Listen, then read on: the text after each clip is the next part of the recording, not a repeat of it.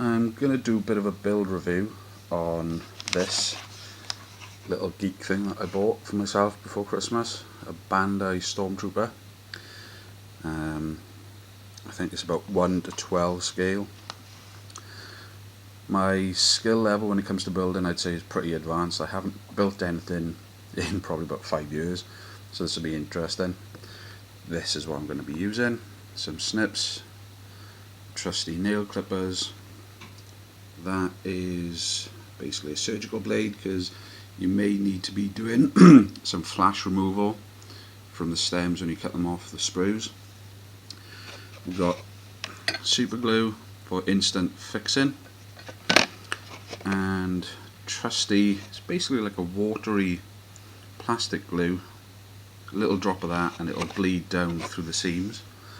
From what I've seen, there's hardly any flash, if any flash at all, and it looks as though there'll be no seam work when it all goes together. Every joint is going to be hidden, so I'll take photos as I go. If there's anything interesting, I'll video it. Interestingly, the weapons, the blasters, when these are assembled, I'm going to see if I can age them a bit, give them a bit of life. Everything else I'm going to leave as is out the box. Let's see what happens then.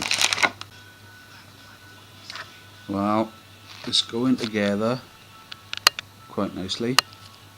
There is a little bit of a seam, but I suppose when it's all said and done, I've seen a lot worse.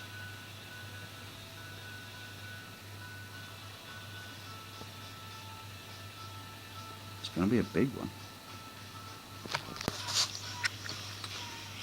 Interesting little bit. These parts are for the sockets for where the arms assembly are going to be. The sprue that they come off of is very slightly rubberized. It's a lot less rigid than regular plastic.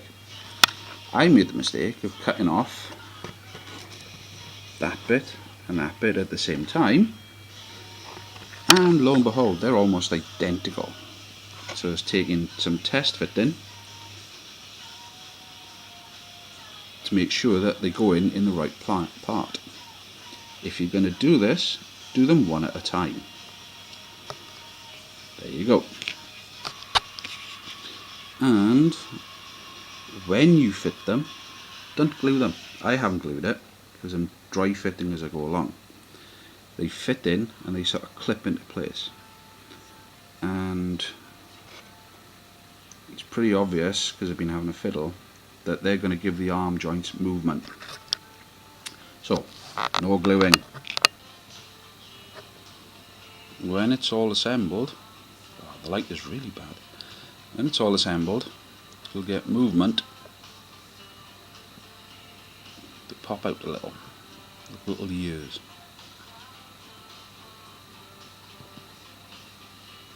So I can hopefully get this to focus.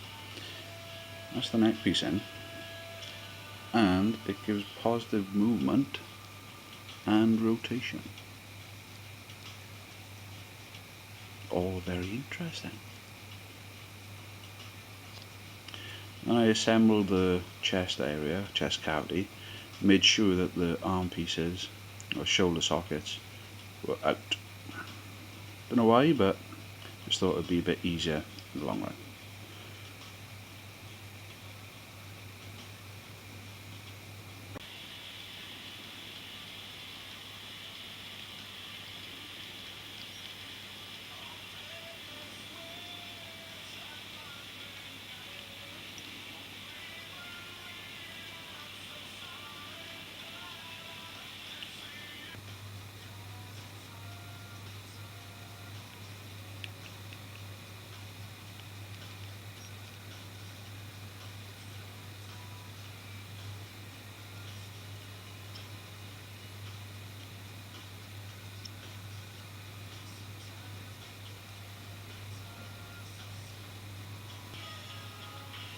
I'm assembling what will ultimately be the knee joint, and don't know if you can see that at the bottom There's a little arrow to give an indicator of which way up it's supposed to be.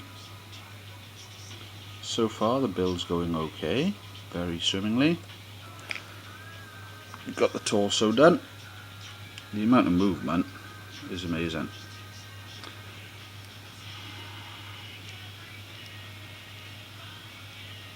When it says it's fully articulated, it really means it.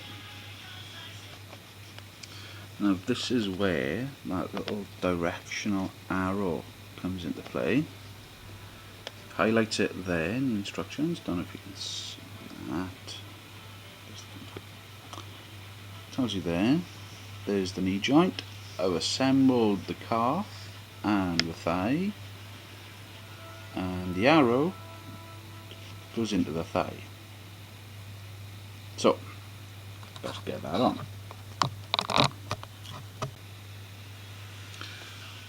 There you go.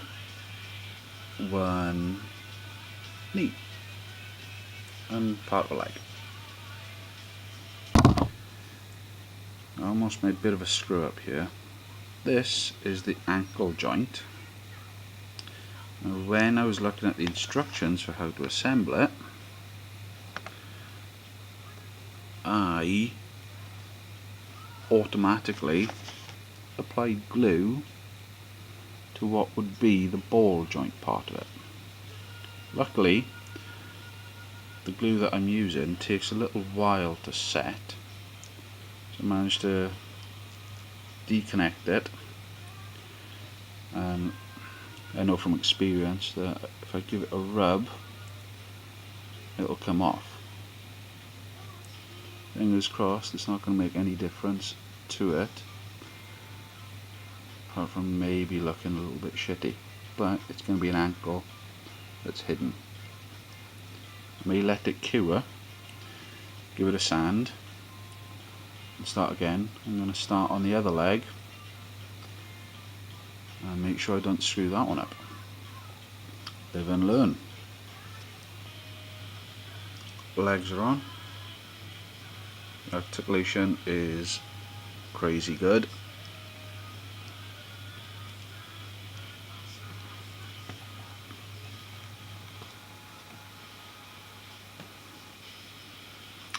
Now all I need to do is the arms. I'm assembling the shoulder pads at the moment, and when I cut them off the sprues, I was left with these little cleat parts. Now I left them on because I wasn't too sure at first, but they need to come off. So be aware of that. Interesting little part here, you get alternate hands for the right and for the left. You got open, grip and fist. And the backings are duplicated for the generic hands when they're not holding a weapon. Now you can glue those in because there's enough of the parts.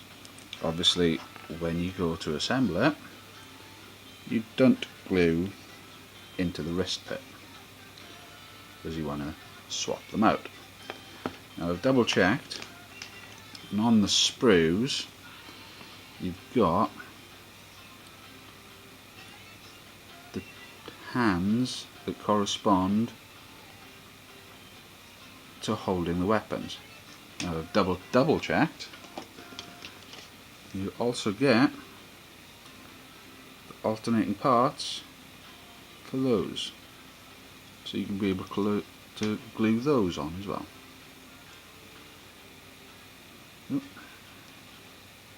Be able to glue those on.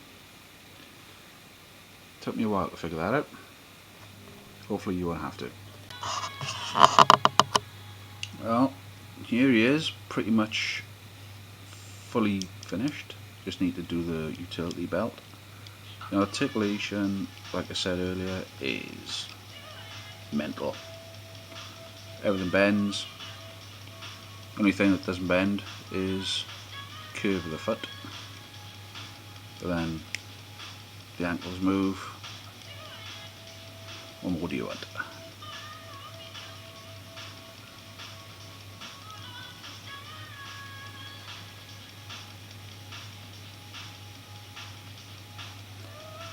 swap the hands over.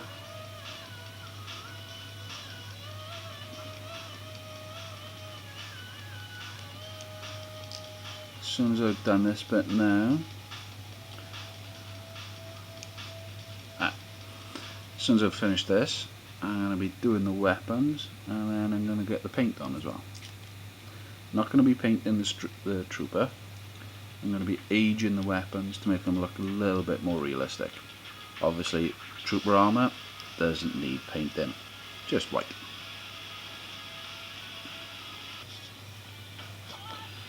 Interesting little thing I've just twigged by here. This part is some sort of holster. Obviously, a holster up there. Now, they give you one holster and the belt attachment.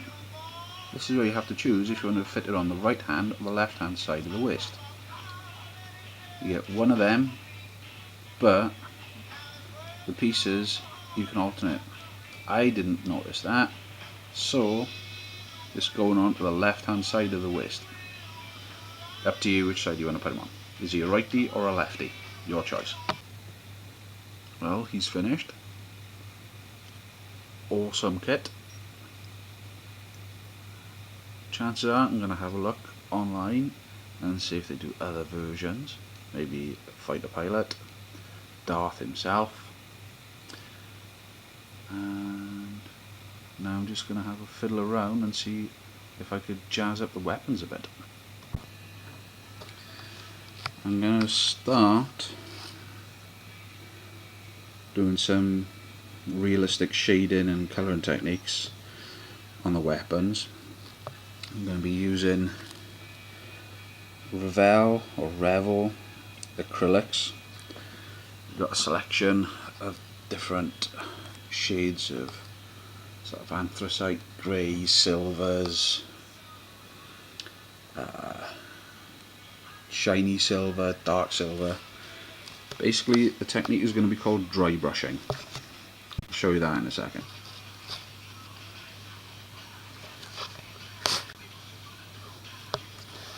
One unforeseen problem, I've not used these paints in so long, they dried out. I've had to put a little bit of water in there just to get some sort of life out of it, and that's the first one that I've opened.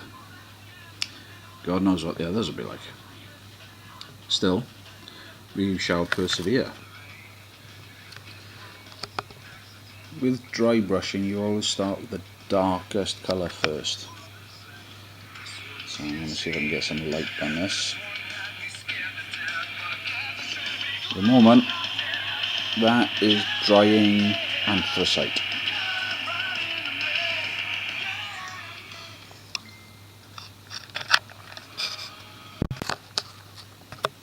Now, dry brushing is easy. Just get a little bit of the paint, you wipe the majority of it off. There's literally just a bit left on the brush, and then you lightly drag the brush across whatever it is that you want to highlight. What that does is pick out parts of your item, in this case the gun.